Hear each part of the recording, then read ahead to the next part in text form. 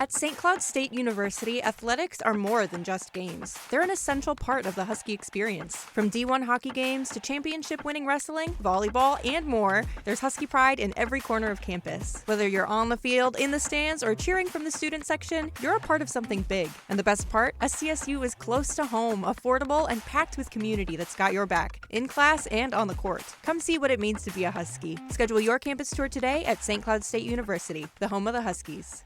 What you are about to hear will blow your mind and give you six-pack abs without even exercising. Pull up a bar stool and relax. Hey, who wants to have some fun? You've made it to Happy Hour with John Gaskins. Oh, no. Not again. Get ready for entertaining local and regional sports talk that will change your life, or not. And by the way, when you're telling these little stories, here's a good idea. Have a point. It makes it so much more interesting for the listener. Here's your host, John Gaskins. Here's Johnny. Hello! Ah! I'm back, baby! I'm back!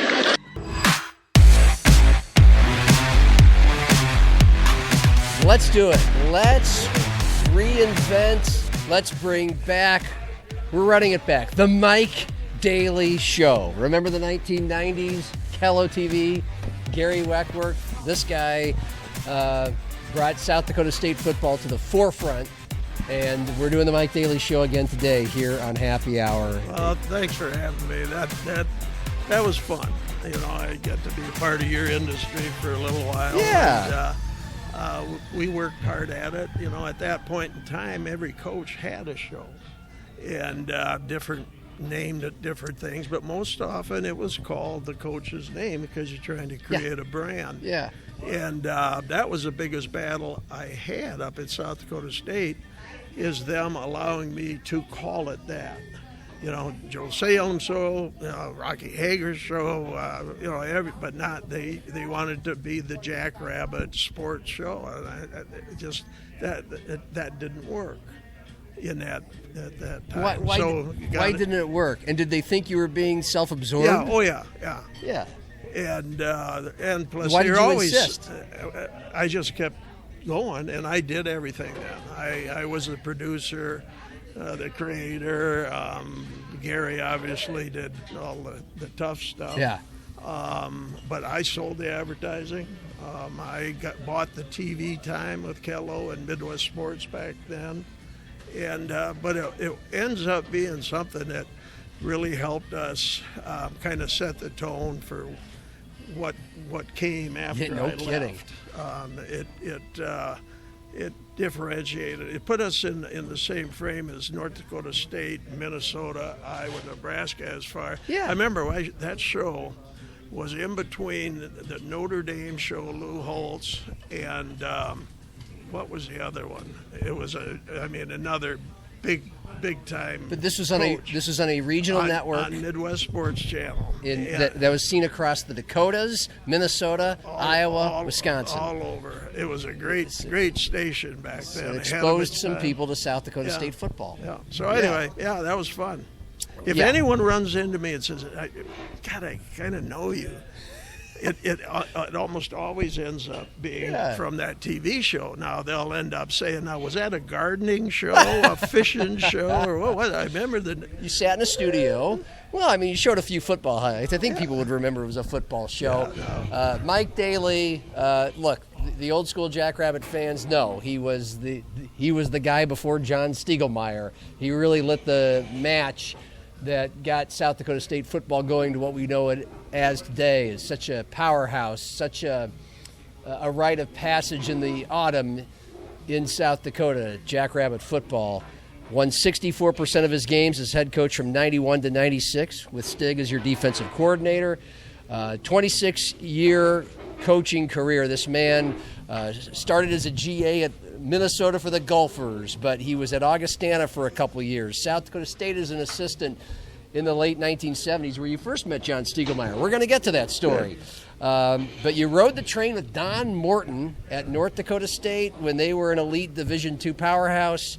and you rode that train with him to Tulsa, where not only some of Tulsa's best football years, but also an epic story about Richard Nixon in Miami. You blew it now. Most people have already heard or read that, but we're going to hear it from Mike's own mouth today.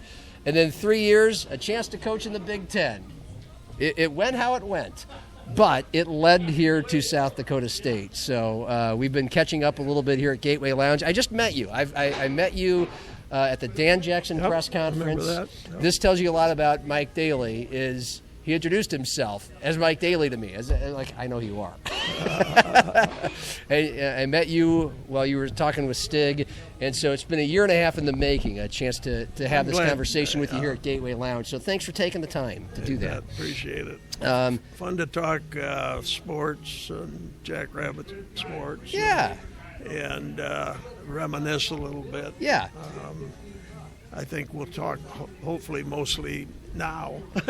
Well, because of all the great things that's what I want to do. We're going on. We're going to tell plenty of stories, and I just up front before I forget, I really appreciate Tanner Castora's work in the Stig book, the Stig and the Rise of South Dakota State Football, because there's some good stories and information on Mike Daly in that book, who of course was an instrumental part in Stig's career and vice versa. But let's do that off the bat. How are you spending your days? You told me that you're not, you're retired. You have time. You're able to wait an hour for us to get here today because of somehow miscommunication. I got in at 1 a.m. after a weekend in San Francisco, and AC was broken, and then my phone. Apparently, you didn't get my text messages, but you were so patient. And but you've got the time to just kind of wait around for people these days, so I really appreciate that. You bet. But you can't golf anymore, so how do you spend your days? Well, I sleep in. I take a good nap from 12 to 1. Yeah. My wife and I enjoy happy hour, about 5, popcorn. Every day? Killian beer, most of the time. Why didn't you get a beer? I admit it. Why didn't you get a beer today? Because you have to wait till happy hour? Yeah, I got it. It's a little early here. What's your happy hour drink of choice? What do you Killian usually? beer. Killian's? Yeah. Irish Red. And buttered popcorn. Okay. Now and then some salted peanuts, but is this at home or? Okay, yeah, usually at home. Yeah. Okay, we just have fun with that. And I fish. I love to fish out in Chamberlain. Fish out at Cedar Shore out there, and I've always had, I shouldn't say always, but a lot of times had good luck. I spent a lot of time with friends. I mentioned to you before the gathering of football and athletic minds that we have in town every Wednesday at 4:30. Old coaches and stuff. We look forward to that supper and this is travel a lot and do a lot of projects. I like to build things. I built my whole bottom floor when we moved into our house. I've built our whole deck. I built a little playhouse for my first grandson. So it's just stuff like that. And then I do have hobbies of collecting cards, coins. Really? Yeah, I love to collect, and my wife hates it. So it's a little tough on our marriage, but you get through it. We get through it. Yeah. Do you guys have a happy balance of? You have plenty of time together, but also you have your own lives. So I've heard that's one of the keys to a happy, long marriage. You bet. And she does. She's got more friends. She's a great lady, and she makes friends easy and cares about people. And, I mean, she's got 5, 6 pods, I call them, of girlfriends. And which turns into, being able to go out quite a few times a week if she wants. And she enjoys that and supports people. And so, I'm pretty good at retirement. I've told, who was it, Jim Heinitz last year? I know you know, everybody knows Jim. Who was it that we just had? Cordell might be able to remember this. We had somebody who, Mike Begeman. I'm sure you know Mike. Sure. I worked for him. That's right, at Sanford. We're going to get into that as well. But, Mike's been retired for about 4 years, and I just tell all you guys, you're living the dream. And Mike's like, well, aren't you a little young to retire? And I'm like, yes, I am, but I want to be retired. Like, I want to accomplish things. It's important, but, you guys have the best life. If you're able to be like you, find places to travel, find groups of friends, find ways to fill up your day, but still it's a pretty relaxed schedule. Yeah, and a lot of people don't handle the retirement thing as well as I've heard others. about this. Some people die right away. Yeah, and then some of them go back to work. I've got a real close friend, Doc, in town, who he didn't go into the office for about 2 months, and then he started doing. Because he got bored. He couldn't. He workaholic. just loved it so much. And, well, that's good too. And he liked taking care of people, and he just liked to keep busy, and so he works 2-3 days a week, and of course makes more than I did ever in coaching, and so you just kind of find different ways. But you don't have any itch to go back to work ever again. I will never work again. That's a guarantee. There are not many guarantees in life. How long has it been since you've been done working? I think I retired in 2018. Okay, how old were you? 19. If you mind me asking. Yeah, I was 60. I'm 76 right now. Okay. Feel like I'm about 92. Oh, stop. Okay, but that's a good 68. That's a good run. And where do you like to travel to? Because that's what I would do if I had all the time and money were not a concern. I would travel as much and see as many new places as I can. Well, one thing related to what we're talking about sports is was 2 years ago. My wife and I and Derek and his wife flew to London with the Jaguars. Okay. And they played 2 games there that year. That was 2 years ago. And so whenever we did that, we spent a lot of time with the team, and because the Jaguars general manager was the guy on my coaching staff at South Dakota State, Trent Balke. That's right. And we had been going to his games, whether he was GM in early 2010s when they went to the Super Bowl. He took us to the Super Bowl. Oh, wow. So that kind of thing, we did that, a lot of that. He's out of it right now, but then regionally we travel a lot. This year we went to Cancun.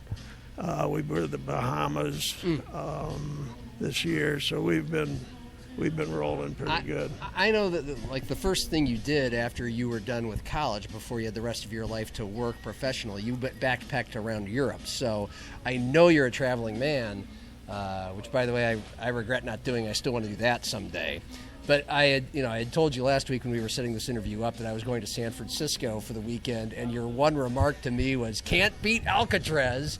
And I'm like, I don't know you that well, so I'm thinking either Mike's never been to San Francisco and he thinks that's all that's there because it's what it's famous for. And no, I've been there several times. The last thing I want to do is spend a day at an old jail. I've done the ferry cruise around it, but right by Alcatraz. There it is, wave to Alcatraz. But I figured Mike Daly's probably a learned man of the world. He's probably been to San Francisco a few times and understands there's about a zillion things that are wonderful. My sister, about who's San a Francisco. Pediatrician, has lived out there for 40 years. There you go. In Berkeley.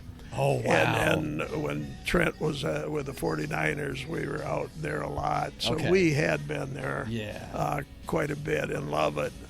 But I do like Alcatraz. I think they're pretty cool. One of these days. I just figure there's so many other things. It's remarkable. Yeah. You don't want to go there and stay long, though. It might give you the heebie-jeebies a little rough. Well, let's dial this all the way back. You grew up in Fairmont, Minnesota, which is about, 2 hours from here? Just right on I-90? About 2 hours. Yeah. And I played football just like everybody in small towns. You play all the sports. And I was not recruited by anyone. And I wanted to play football someplace. Again, I got a letter once from Luther and from Gus Davis, and so really it was those. And then my high school coach got in touch with a guy by the name of Jim Malmquist at Augustana. He said, "Hey, I got a guy here. You should let him walk on. He's a pretty good player and might do good." And so they invited me to camp, and I tell this story all the time. I'm in line when I get there to get jocks and T-shirts and all that, and everybody's walking away with a big load of stuff, and I get up and he says, "What's your name?" It was Larry Borgum. Remember Larry Borgum? I do. He's a legend at Augie. Yeah. Yep. And I said, "Mike Daly." He said, "Oh, you're a walk-on. We don't give walk-ons underwear and T-shirts. You have to go get your own." And literally, John, I had to go to Lewisstrug. I had to walk over to Lewisstrug, which is at that time was about 6 blocks away on Minnesota. And as I was walking, I just wondered if I had made the right decision. Yeah. And then I would think and then so. from there it went well. You persisted, Yeah. and it went okay. What kind of a career did you have? Well, Don't be shy. It gets better the older I Of am, course, you of know, course. But what was Augustana football like in those days? Because I know you were just a few years removed from the Bob Burns era, which is kind of like the golden era of Augie football in those First of all, early when 60s. when we were there was no 1AA Yeah. football. Yeah. And so we were, if you didn't go to Minnesota, if you were from Fairmont, Minnesota, for example, you hoped you could go to Augustana, South Dakota State, or North Dakota, because that was the next best thing. Yeah. And it was 1AA football. Yeah. It was, and not to at all diminish the level of football being played right now by those schools, because they're doing a heck of a job. But it was really good football. Yeah. And so it was competitive. I was able to start right away. That back then, you only got 3 years. So, and I was able to start there. We had we won our 3 games a year, 4 games a year. Had some good wins. I know we beat I remember beating South Dakota State when Jim Langer was playing up there, and that was the first association I had with South Dakota State. Was 1968 or 69, whenever the away game was of being on that field. Yeah. And Jim Langer, center that went on to play for the Miami Dolphins. I'm sorry, not won a couple everybody Super knows Bowls. that. That's okay. He's South Dakota State's other Hall of Famer. Yeah. Which is pretty cool to Yeah. have 2 of them, and Yeah. I'm sure we'll get to that. So yeah, had fun, lifelong friends. Still, it's kind of crazy, but we had a house. It was a house like an animal house, and there's 5 This was of us. the late 60s, yeah, right? this was late 60s, and 5 of us lived in it, and then a couple left, and then 2 more came in, and in that house we took our pictures, our fraternity pictures and all that. Well, the 5 guys that first went in moved away in the world and became very, very successful people. And then in about 1998, we were all back in Sioux Falls, living a mile apart. Wow. And that was pretty special. And so we... that was neat. But it's interesting. I just asked you about football, and you just gravitated toward the other perks of college life. Yeah. Especially during that time. Yeah. Which my dad's about your age, and I'm jealous of what I hear about those times. We had some fun. Yeah. Yeah. Before the ages of cell phones, and every moment it feels like captured. But one thing that came out of really those early years was the importance of coaches in a person's life. My dad died when I was a year old. I was going to get to that. And so it's just the way it worked out. Never had a father figure in my house longer. My mom remarried and was only married for like a year. And so I didn't have that father figure. And it was just you and your mom most of the time? And my sisters. I grew up in a family of women, and that's why I'm a little screwed up. How many sisters? I got three sisters. Okay, so you and 4 women. Yeah, most of your life. Yeah. Were you the youngest? Yeah. No, I was second. Okay. But my high school, my coaches throughout became my mentors, my father, they took care of me. They made sure I was included and stuff. And then my high school coach, who I was probably had a relationship like John and I had, he always figured out a way to help me out. And he got me into Augustana with a walk-on, and then he got me the GA job at Minnesota. That was your first gig right out of college, right? Yeah. Okay, this was Tom Mahoney, was his name? Tom Mahoney, one of the great ones all time. One time he had the longest winning streak in the history of Minnesota, and he at one time was, I think, second for wins. And so, that really, I learned a lot from him over the years. He'd come to game. He'd just show up at a game when I was coaching, sometime whether it was Wisconsin or North Dakota State or wherever. And, I would know he's coming because he always called and asked for free tickets. He wouldn't spend a penny. But. Yeah, he helps you get the job. You get some free tickets to the games. Yeah, and just last thing, that game I mentioned up at South Dakota State, when our first association with South Dakota State, he was the umpire. Oh. And I was a safety. Okay. And I had about 20 tackles on a guy by the name of Darwin Gonerman, who was unbelievable. He ran about 6 inches off the ground. And finally, Coach said, Mike, he said, you got to change your technique. You got to just jump on him or you're going to lose your mind. and I mean, it just, it was fun. So anyway, so then he was officiating our games. Wow, that's crazy.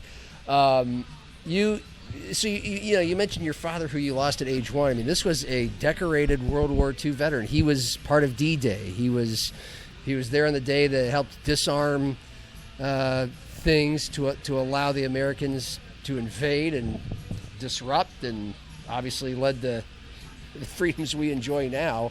But he died of polio when you were 1 year old. 1 year old. How did you ever process that? I know you at some point you were able to read a lot of letters that he wrote, and how did you process in general? That's a great question, because what I was fortunate, excuse me, his sisters and brothers kept all the letters that he wrote during the war, and so they gave it. Once I was old enough to appreciate it, they started giving me those letters. Okay. And one of the first things I read them, but you ask about retirement, the first thing I did in retirement is cataloged all of those letters. Wow. By year, read every one of them. Gives me goosebumps in what he said, like, the June 8th, 1944, the comments he made about making it through it. And I've got all his uniform that he wore. I've got pictures of where he slept in the Battle of the Bulge in Tunisia when they did that deal. And then where else? D-Day. Wow. So he was D-Day and Battle of the Bulge. He was in the whole European theater deal. He went in with Patton across Africa. Then he went to Sicily and did the invasion of Sicily. Then he went to England, prepared for D-Day, went into the beach about 2 hours before the main force, and he was a combat engineer, and he blew up mines, and then went forward and ended up building a road from the beach to the hills, and then made a road up to the top, and then the troops came in behind, and his platoon basically was all lost. I think there's 2 of his group of 20 that he went in with on those U-boats or whatever, and he didn't have a scratch. Oh my goodness! But yeah, his group won a presidential citation, which is the biggest thing you can win as a unit for their actions. Then he ended up in the Battle of the Bulge, and he had a fight hand-to-hand in that. It turned into an infantry guy, and then went into Germany, and then went into Czechoslovakia. but I've got a lot of artifacts from it, and it's and so like this 250-year anniversary, I've just been glued, and every Veterans Day, every Memorial Day, every anniversary of D-Day, it brings it all back as to what he accomplished in that generation, not just him, that generation of people. People don't, I'm not going to get on my wagon, people don't understand how lucky we are to just be sitting at Gateway right now. Yeah, yes. Having a good conversation. And I would be lying if I said I wasn't one of those people. I grew up, 80s and 90s, so we were a little closer to that period of time, and all the veterans were alive, and so you'd see things on TV. Obviously, there's movies out there, books. I didn't read too many of the books, but Stu Whitney just wrote a book about Bob Burns. Yeah. And have you had a chance to read it? I haven't read it yet. Well, I have to read it. Let me tell you. I mean, probably Matt Zimmer wrote this in his review at Sioux Falls Live, and I would agree with Matt that probably the football. He led an amazing football career, obviously, as a player and then as a coach around here. But the details, without being too gory or sensational about him and his unit. D-Day and Battle of the Bulge were something else about what they went through and how remarkably close we were to going in another direction. As you said, to 80 years later, we might not be here at the Gateway Lounge, just enjoying this conversation. Whenever these big days come and they have movies and documentaries, I catch myself trying to see them. Yeah. Trying to see them in the group that they're photographing, and I don't think I ever have. I would have loved to have him live for a lot of reasons, but one thing is to hear those stories straight from. And I guess he did talk about it. My aunts and uncle said he was one of those guys that could talk about it, although he did suffer from. What do they call it? Post-traumatic, whatever they called it. Warners. Yeah. They called it Warners back there. And part of the fact that he got polio, a lot of people felt, was because his whole system had been weakened by everything that he went through. Obviously, you were a good athlete, and football's a tough guy sport. So was there anything about not having the opportunity to have a father in the house that drove you? Or is it something did you not think about that at the time? Or? My mom was amazing. I mean, he died in Sioux Falls. We moved from Fairmont and lived here 3 months, my sister and I, and then he and my mom died 3 months later. She's 24 years old. She doesn't have a job, doesn't have much money, living in a town that doesn't know anyone, and for 6 months raised us across the street from Joe Salem's house, just down the block from John Salem. Oh my goodness! On Summit, as crazy as that is. But then moved back, and she was a strong lady, ahead of her time, and honestly, she directed my early life, and then, as I mentioned, junior football coaches and baseball coaches, they took over, and Harry Pritz and Gary Wolschlager, and I can remember those people that helped me. So we'll zoom it back to you've played at Augustana. You said you go backpacking in Europe. Which, I mean, we could spend a whole hour on that in, 1971. What a time.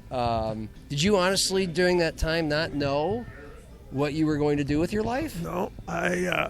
You asked about traveling a little bit ago, and we were talking before, and I had gone with an Augie group to Africa, the Ecology of East Africa trip about my junior year, and really got the itch for foreign countries. And so a buddy of mine and I said, when we graduate, we're going to do the backpack deal. And we did. We were over there for 6 weeks or so. and went all over the place. Yeah, and what'd you just cover? had a ball. Give us the stops. Oh, geez. Just in general. Amsterdam, then London, then Paris, then Rome, then Athens, then, all of them. Well, you sure did it. Austria. And this was back when you couldn't get on the internet and just Google things and figure out how did you figure out what you were going to do and where you were going to go? Frommer's Europe on $5 a day. Okay. There was a book called that. Yeah. And it had the phrases to use when you were trying to communicate with people. We found out Parisians were jerks. They didn't like us. Okay. And so we left there after about a half a day, but then later came back and had a great time. Okay. But we hit every major country while we were there. But the negative, it had to end. And I came home and had nothing to do. I had a degree. I had two teaching areas, science and PE, and I didn't have a job, and that's when my high school football coach helped me. Did you call him or did he call you? How did that happen? I stopped over his house I always did, and that's when he set me up at Minnesota. Okay. With Cal Stahl. Wow. So he had a direct line to the head coach at Minnesota. Well, he was teammates with them at University of Minnesota back in the 40s. Okay, when they were a powerful football program. He played for Bertie Bierman, and they were national powers. What was that 1 year like? What was it? Was it the fall of '71, Minnesota? Fall of '71, yeah. Fall of '72, because I stayed one more year at Augie before I went to Europe. Okay. And I was a student coach. That was my first deal. All right. And then came back. But the experience up there was my worst year of my life, very honestly. It was tough, coming from a small school, going there. If I had a chance to coach defensive backs, it would have been no problem. They moved me and coached tight end. I didn't know anything about it. Cal Stahl did something to begin with that I learned a lot about. It's kind of I'll talk as fast as I can here, but it was amazing. After the first practice, I saw Stahl walking around, and I was with my position group tight ends. He was walking around, and he'd go to each group, and then he would lift something, and he'd talk into it. And I just noticed it. And he got to me, and I was going through my drills, and he talks into it. And so we get done with practice. The first thing we did in the locker room was go in and sit at a big table. He walks in, puts the tape recorder in the middle of the tape, and turns it on, and blasts comments on each person's situation. Wow. Got to me, he said, whoever is his coach, you better get with him. He doesn't know anything. He just ripped me. And so that was how it started. Wow. But I had some other coaches. Butch Nash, he's a legend up there. He took care of me. A guy by the name of Dick Mosley. Herb Brooks. Wow. He roomed, or he had his office right next to our GA area, and he was young, and he'd see us walking in with our tail between our legs, and he'd take us to McNamara's for beer. So. Oh, he would? Yeah. He would do Macnamara's. Okay. McNamara's. Dinky Town's the place. Yeah. So Herb Brooks would console the young coaches who were getting lit up by Cal Stahl. Yeah, football. Yeah, football coaches. So was he a cool guy at the time? Oh, he's a dude. Yeah. Tremendous guy. It just was fun. He treated everybody great. I ran into him at a Stampede game once. Herb Brooks? Which was fun. Yeah, he was scouting for one of the pro Whoever hockey he was working teams. for at the time. He had kind of a vagabond career after that whole Miracle on Ice thing.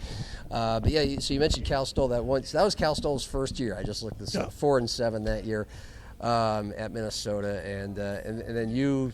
So it wasn't a great experience, but you come back to Augie to coach the secondary, and then to SDSU for 3 years after that. Yeah, I came back to Augie. I worked half days as a teacher at Patrick Henry, and then half days at Augustana with the football deal. Did that for 2 years. Ralph Strenko was the head coach, and he treated me well. He was a good guy. And then a secondary job opened up at South Dakota State.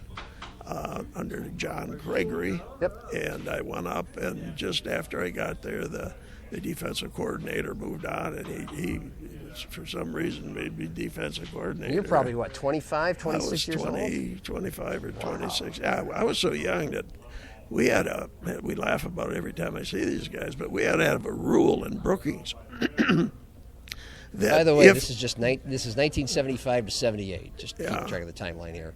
So we had to have a rule with the bar scene, since I was single and most of the players were, that whoever was in the bar got the bar if the other came in. So if I'd walk into Hort's and there was a player in there, I had to go someplace else. And reverse. If I was someplace and they came in, they went, and that's how we came. We coexisted at age 26 with guys that were 21, 22 years old. It's funny that you mentioned that, because I've heard old stories about Bob Devaney, the coach at Nebraska, when he was in his 50s and the head coach. Same thing. Players would walk in, he would walk out, and vice versa in the 1960s and 70s. But during your time there, John Gregory had hired a guy who was still in college there, who did not play college football, named John Stiegelmeier, and I think the intimate details, but John was it sounded like just a curious whippersnapper, and he decided he wanted a coach, and so he gets kind of hired as a volunteer student coach, and John gave him you to take him under your wing? Yeah, one day John came in. He says, I got this guy in the theory of coaching class. He wants to be a coach. He says, I don't even know if he played in high school or not, but I like him. He said, would you take him under your wing? Yeah. And I said, I met him, and I said, sure. And so we moved a desk into our office. Yeah. And then for the next year and a half to whatever it was, he was there every day.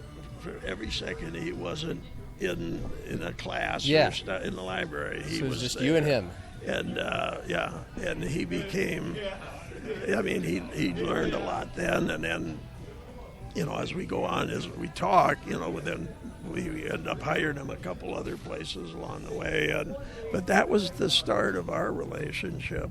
And the start of his coaching career was that student coach. What do you remember about him? What do you remember about him? Oh, he even after now, there's two guys that were the hardest workers that I ever coached with, and I coached with some good ones. Yeah. And John was one, and there's Trent Bulkey, who was the GM of the 49ers, that were the next one. They were 100% committed and spent more time than I expected of them. They were, and that, people don't know that. John has accomplished a lot, but he worked hard. Yeah. And he had his priorities right. If he did have some time off, he was with his family or involved in a church-related deal. Yeah. And that's how it started for him. Right. And you, at some point in 1979, after your 4 years at SDSU as an assistant, Don Morton had been a guy who, how had you known him previously? He became the head coach at North Dakota State, and he took you with him as his DC, right? Yeah. You go from SDSU to NDSU. Don was, when I was spending those 2 years at Augustana, he was the offensive line coach. Okay. Jim Wacker was the defensive coach.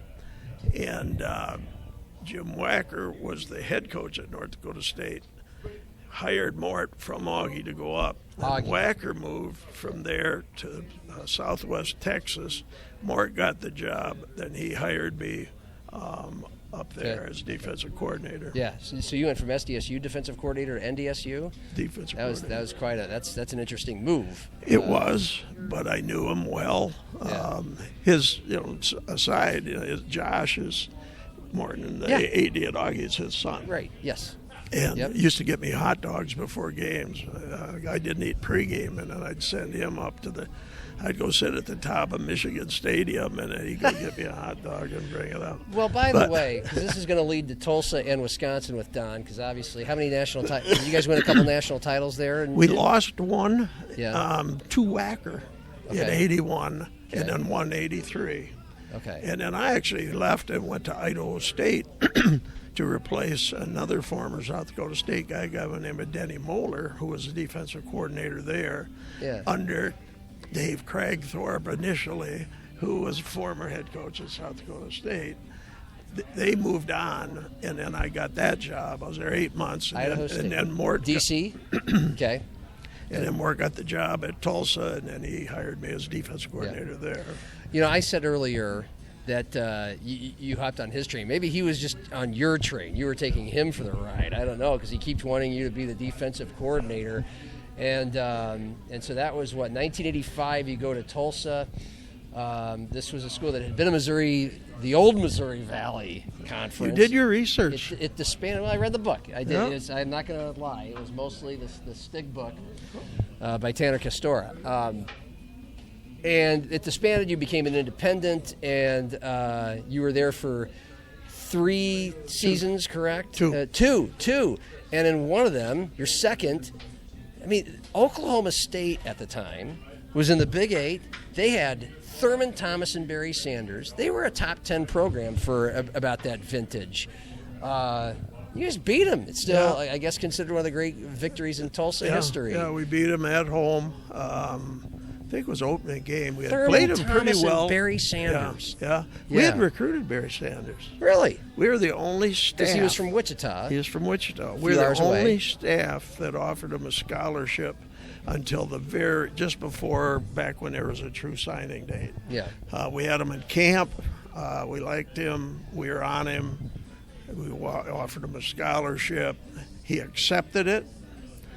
And then the worst thing that in the old days, we would go to people's houses and physically sit with them, and they'd sign these letters of intent. Yeah. Well, your worst worry was that you were going to show up and another car was going to be there. And sure enough, with Barry Sanders, the recruiting coach, came in. He got there at 6:30 for an 8 o'clock start, and there was an Oklahoma State car in the park in the driveway. And he was sitting there, and it was, long story short, they both went in. They both talked. The dad wanted him to go to Oklahoma State. Barry wanted to go to Tulsa. Dad won, and I thought his that's dad the wanted rest him to of go the to story. Oklahoma. That's the story I remember, that Barry Sanders' dad wanted him to go to. Barry Sanders' dad was a huge Oklahoma fan. Yeah. But I don't know if they recruited him very hard. He but anyway. wanted to go.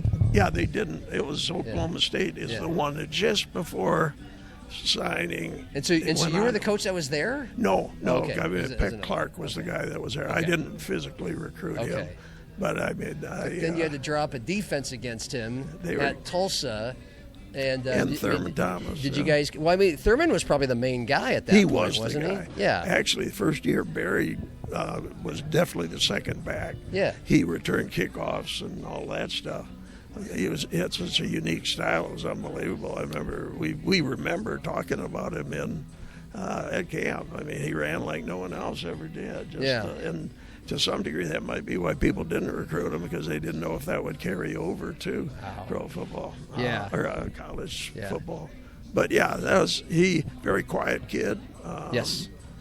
That was fun, and we ended up having a heck of a year. We were ranked 20th at the end of the season, playing our last game against number 1, and Miami. that was Miami. Yes, and this that was in their golden years. Yeah, this is 87, right? Or 86? This is 86. 86, okay. And so Testaverde's their quarterback, Alonzo Highsmith, their running back. I think Irwin was a wide receiver. Michael Irwin was a wide receiver then. Oh, they're just unbelievable. Yeah, well, let's get to that. Hartley Dykes. I swear, I'm sure you saw the 30 for 30 on the U, right? Did you see the ESPN documentary? It's on. It feels like it's on all the time. It was here. It was on last week when we were here at the Gateway. It was on one of the ESPNU or whatever.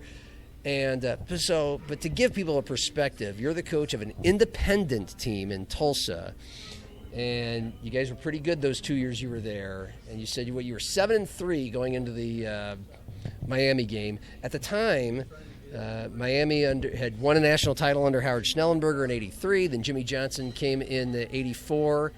They had not yet won a national title, but they were one of the top 5 teams in the country, and they were the number 1 team in the country that year.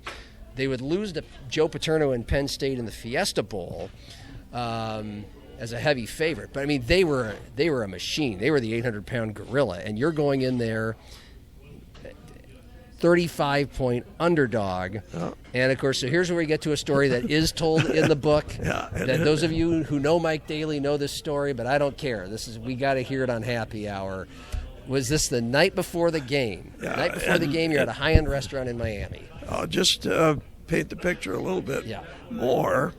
One of the guys that is in that group I told you about that meets every Wednesday night was assistant. It was a recruiting coordinator for Miami at that time. And worked. This is in your group that meets in Sioux Falls every Wednesday? What was his name? Corey Johnson was his name.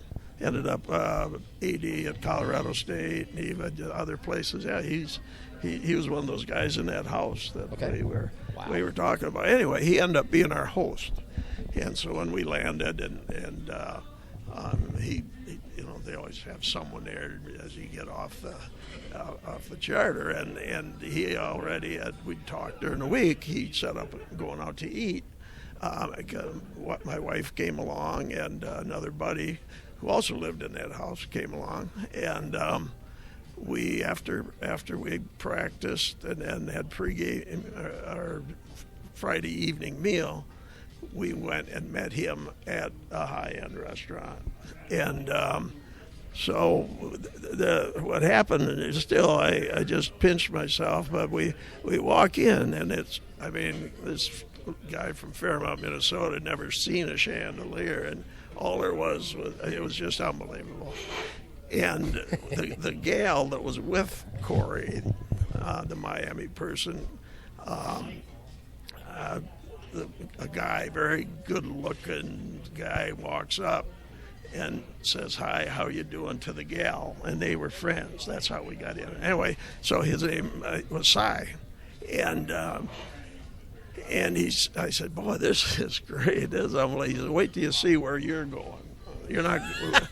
So we go, and he takes us into this back room, and it had cubicles, all cubicles, so you really couldn't see anyone else. You could peek in, and I guess if you wanted to, but you just were. And so we slide in, and we're into the appetizer part, and we're eating, shrimp because we're down there. I remember plain as day, and Cy walks up and says, "Coach," he said, "there's a guy that's eating here tonight that loves football, and he heard there was some people associated with the Miami-Tulsa game tomorrow night. He'd like to stop by and talk some football." And I kind of big time a little bit. I said, we're just kind of having some fun, and maybe when we're done, if he's still around, have him stop by. He says, "Okay."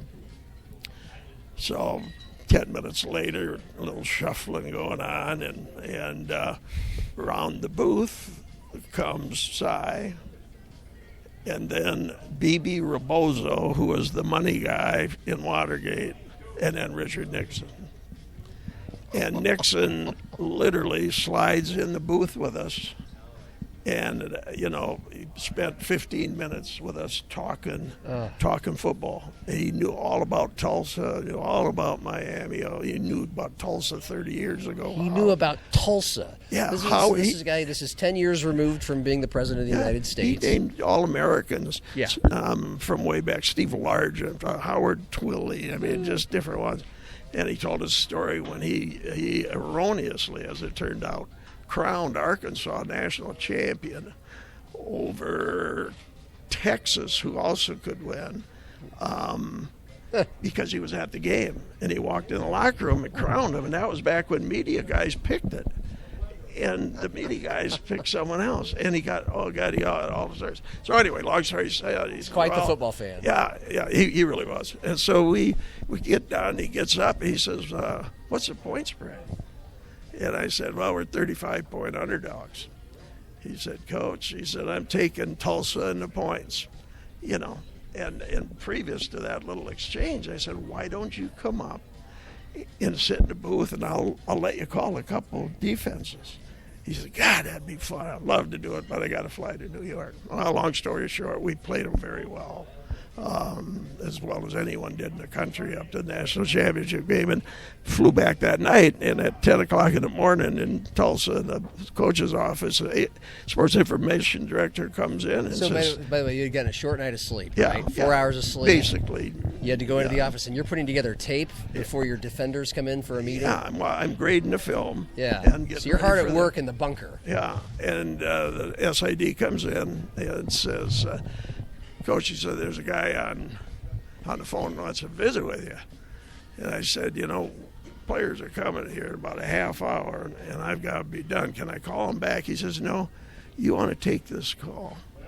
So why can't people just tell you it's Richard Nixon? So I get up, I walk down, pick it up. Coach, Richard Nixon.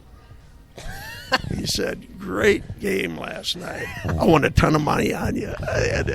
So then because it went through the sports information director, it got out nationally, and there was a blurb in the Tulsa paper, and so anyway, that's the Nixon story. That was it. Was it a quick thing? Did he hang up? He just told you.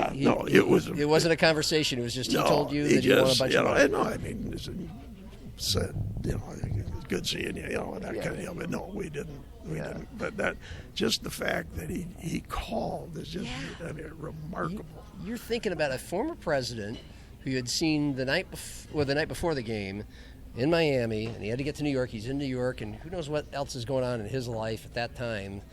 And he still made sure to call the Tulsa Sports Information Office to get a hold of you, Mike Daly. Yeah. The defensive coordinator. Yeah, it was wild. Just to let you know that. Yeah. That is insane. It's all downhill from there, right? Well, it's so unique and fun. Yeah. And it's just one of those one-time deals. Now, you guys put together a couple nice seasons there in Tulsa, and you're 7-4 after the loss to Miami. But do you think that performance against Miami, how much did that help all of you get the job at Wisconsin, or was it already kind of there in the bag? It sealed the deal. Yeah. A guy by the name of Otto Breitenbach, who was assistant AD to Crazy Legs Hirsch, who was the AD, was at the game. And basically when we got back the next day, called Morton and offered him the job. Yeah. We had really played him well. Yeah. So we were gone in 2 days. 2 days after the season was over? Yeah, basically. So you get the call from Nixon, and then after the call from Nixon, what was it, another day or two, and you had been offered the job at Wisconsin? It wasn't more than 5 days. So. Oh, and this was a no-brainer, right? So Don Morton just tells you guys, we're going to Wisconsin. Well, the Texas job opened up too that year. Okay. Or was gonna. Yeah. And we had a shot. We were the hot name at that time. We'd had 2 good years. We played a really tough schedule, and Northwestern was also open, and they had talked to them. So there were things happening, but timing's everything, and tough to turn down a Big Ten job. Yeah. I did not have interest in the head job at Tulsa for a variety of reasons, and went with him to Tulsa. Did Tulsa offer you the head coaching job? I was, no. No. All I had to do was say I wanted it, and I never said I wanted it. Okay. Because I didn't want it. But you had the feeling, or you knew that you could have been the head coach? I think, yeah. Oh, in my mind, I guess we all think that way, but I just never even thought of staying. Some of the reasons, real quickly. Yeah. The culture in the South at that time was pretty ugly relative to cheating. Okay, sure. And I mean, Oklahoma State, A&M, all these different. You mind turning it down just a bit? Thank you. Keep going, Mike. All these the schools that we know so well. It was just wide open. Yeah. SMU, that was during the year where SMU got the death penalty. Right. Yeah. They had a payroll going. Yeah. Which is legal now. And Jim Wacker, the guy that we'd replaced at North Dakota State, he turned himself in after winning the Blue Bonnet Bowl at TCU. He was at TCU when we were at Tulsa. He'd moved up too. Yeah. And, so it was just rampant. Yeah. And we had a booster that that was trying to get too involved. Yeah. And I just didn't want to deal with that. I wasn't gonna. And so if I had a chance to get it, I didn't go after it because of that concern over having to change your. Because a lot of guys probably would have taken that job, just because it's a head coaching opportunity, Division I, top 25 school at the time. The previous guy previous to us went to Arizona State to Ohio State. John Cooper. Yeah. And, wow. It's a pass-through job. Yeah. Where if you do well, you move up as a head coach. Do you have any regrets now about not taking it? Sounds like you didn't. You were because it wasn't even much of a decision to you. You wanted to go to Wisconsin and be in the Big Ten. I'm a Big Ten guy, That's right. Midwest guy. Yeah. I used to go to games at Memorial Stadium. I, coach for 1 year there as a GA, and there's no question where I wanted to be. But describe the kind of situation you and the football staff encountered in Wisconsin in terms of how much they prioritized football, and it sounded like there were a lot of roadblocks to a successful football program at the time. 2 years before we got there, the faculty voted against allowing Wisconsin to go to a major bowl game. It was like the Gator Bowl or something when that was like the fifth best bowl. And so from a recruiting standpoint, you know how that's going to affect you. You're not, kids that want to play in bowl games aren't going to come. Yeah. And so that's one thing. The other thing that was just a lot of things, but unique about it is the first thing when we'd come to the meeting in the morning to create the practice schedule, there would be a list of names, offense players and defense players, and those were a list of players that weren't going to be at practice. Yeah. And the reason they weren't going to be at practice is all the tests were taken from 3 o'clock to 6 o'clock.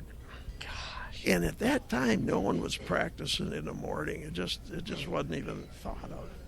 And so I bet in 3 years there, we had our whole defensive unit there for a Tuesday, Wednesday, or Thursday practice probably 5 times. That's absurd. This is Big Ten football.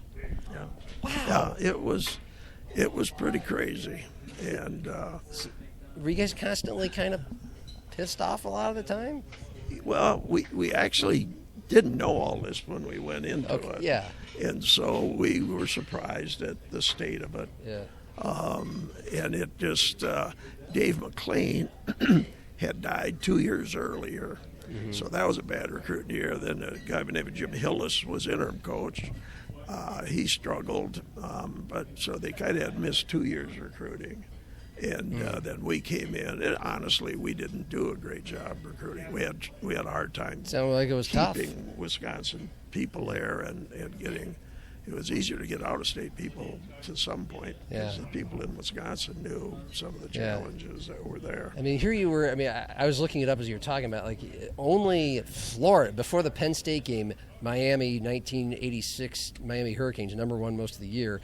You guys held only you in Florida held them to like 23 points. Everybody else, I mean, you had a sensational defense in a top 25 program at Tulsa, and now you're in a situation where it sounds like you're rolling a boulder up the hill at Wisconsin. And like, what's going? You're a guy who's in his 40s. You've been working the way up the ladder, and like really for the first time in your career, it sounds like things are not going well. So what was that like for you and for Don? I mean, Don was a national champion at North Dakota State a few years before. And it just felt like you had one hand tied behind your back. Yeah, one thing about coaching, you know that eventually you're going to get fired, or be a part of a staff that gets let go. Yeah. I was fortunate. I coached 8 different places, and only happened to be once. Yeah. So I look at it a little bit that way. But I really thought about getting out of coaching. In fact, I didn't look at a coaching job until May, I think it was. After you guys all got fired? Yeah. Okay. And then I just, so then John Gregory, former South Dakota State coach, invited me up to Saskatchewan for their summer camp. And I went up there and spent a month coaching the Saskatchewan Rough Riders. I think it was Rough Riders. And then came back. And then I was at a lake place just hanging out and driving into Fergus Falls to pick up my weekly, I think I got a check, unemployment check. Okay. And I ran into a guy by the name of Al Moldy in a grocery store or a bar. He was head coach at Western Michigan. He had been head coach at USF. So he's just from Laverne. So he's just summering at this Otter Tail Lake himself? Yeah, he had a cabin there. Unbelievable. And we had talked. They actually beat us that year. And he and I had talked several times before that game and after the game professionally. And he said, "What the heck?" Anyway, long story short, he said, "Why don't you come out there? I'll set you up. We'll get you housing, get you a car, and get you as much money as I can." And again, just to repeat, at this point, you had no nothing. It's like when you were backpacking in Europe. You didn't know what you were going to do next, and you weren't quite in any hurry to quite get to it yet. The good thing is we had 6 months' pay. Yeah. And we only had that for one reason. They hired the former AD at Michigan to come in and be a consultant in the search and handling the previous staff. And he said they were going to give us 1 month. And we got 6, so we had Good. a little, Okay. Anyway, long story, we get there, and then 2 days after we get there, coach left. And then I became full-time there, coached running backs. And then at the end of that season, Wayne was let go, and then I got the head job at South Dakota State.